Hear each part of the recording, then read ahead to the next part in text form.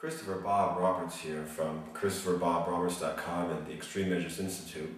I want to talk today about a question that I got a lot when I started coming up with this concept of street fighting based self-defense. And the question was, why street fighting? Why do I have to base my concepts of self-defense upon street fighting? Why can't I take a sport or a martial art and just go with it? And the answer to this has nothing to do with what most people think. I talked to some people and there's maybe a third person there and he's like, yeah, well, because of this technique that street fighters use, or because of this that you don't see in a martial art, or because of this. Yes, physical techniques that I teach that are based upon street fighting, true. Yes, tactics that I teach or concepts that I teach that you don't see in a martial art, you don't see in sports, but you do see in street fighting, yes, that is also true. But there's one extraordinarily important concept that you find in street fighting, because every good street fighter needs to have this in his blood, and is completely unnecessary in any type of martial art, and especially any type of combat sports. So what I'm going to do is I'm going to show you 3 videos, and you can watch them and just think about what the differences are. Okay, I'm going to show you 1 sport fight, and I'm going to show you 2 street fights. And I just want you to watch them, not paying attention to anything in particular, just get a feel for what the difference is between a street fight and a sport fight.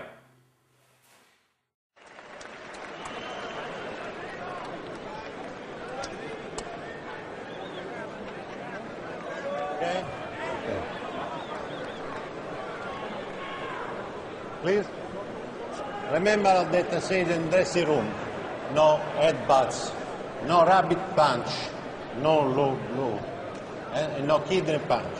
Okay, good luck, shake your hands.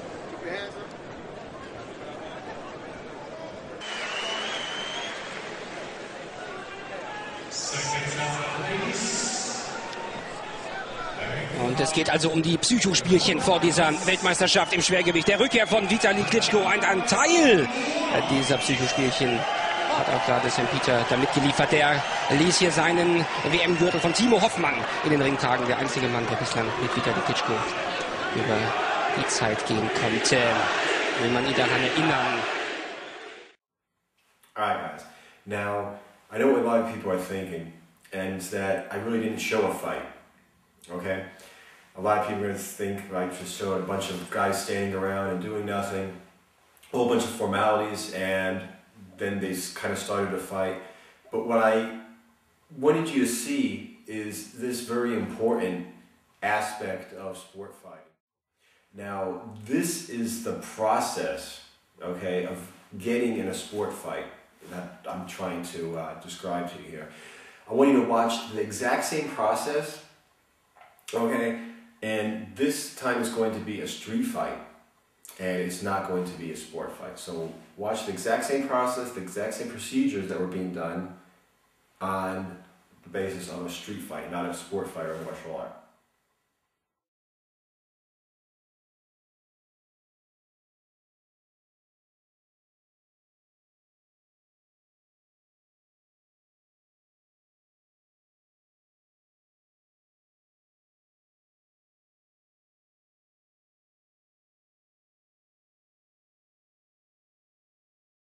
Right, now watch this next clip.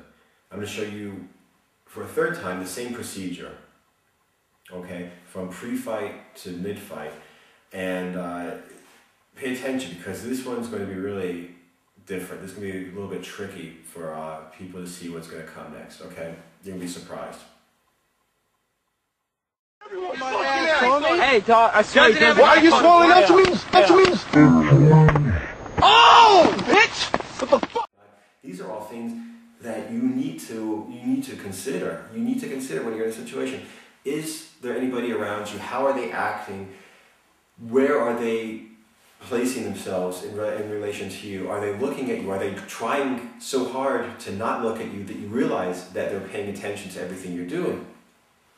Do they have anything in their hands? These are all concepts that you need to internalize, and that's the reason why one of the most important things, if I'm teaching a seminar over 3 days, 1 day is just mental training.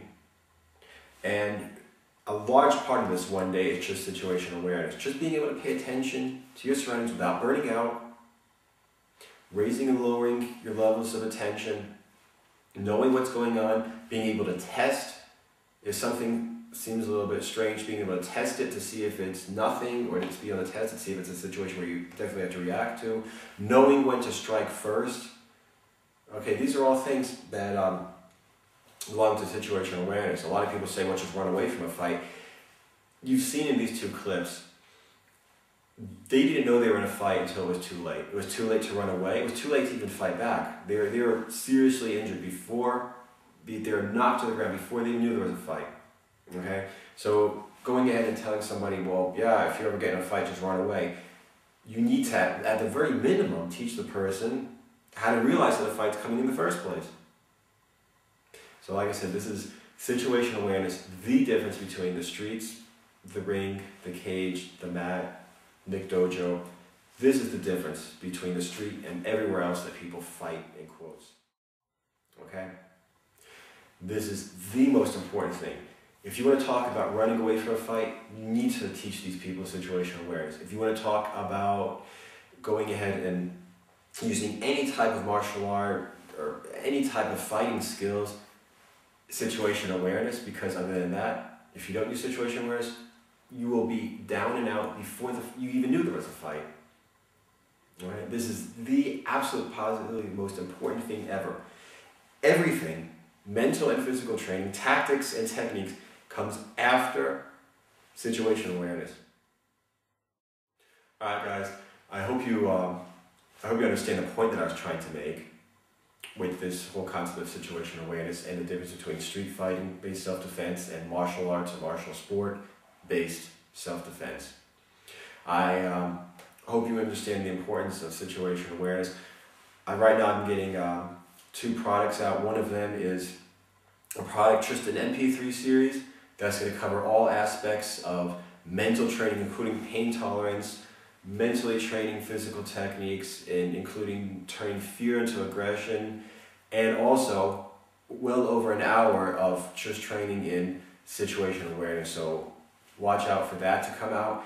And also I'm working on a concept now for an online apprenticeship program, which basically means I'm going to be constantly sending you audio and video material for an entire year, so that you just go ahead and get things, learn them. If you have questions, we'll be able to communicate and do this for an entire year. And there's obviously going to be a major amount of situational awareness training, mental training in that as well. So like I said, the next time you go ahead and you walk into a martial arts school or a Mick Dojo or a self-defense instructor or whatever, and then you talk about things, what do you teach? Well, I teach people to avoid fights. I teach people to walk away from fights. Ask him what he does to teach you to recognize a fight.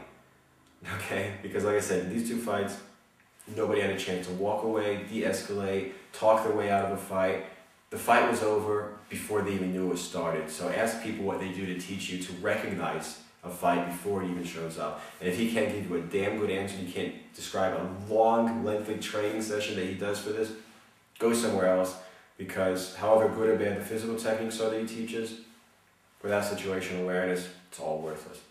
Alright, man. Until next time, train smart, watch your back.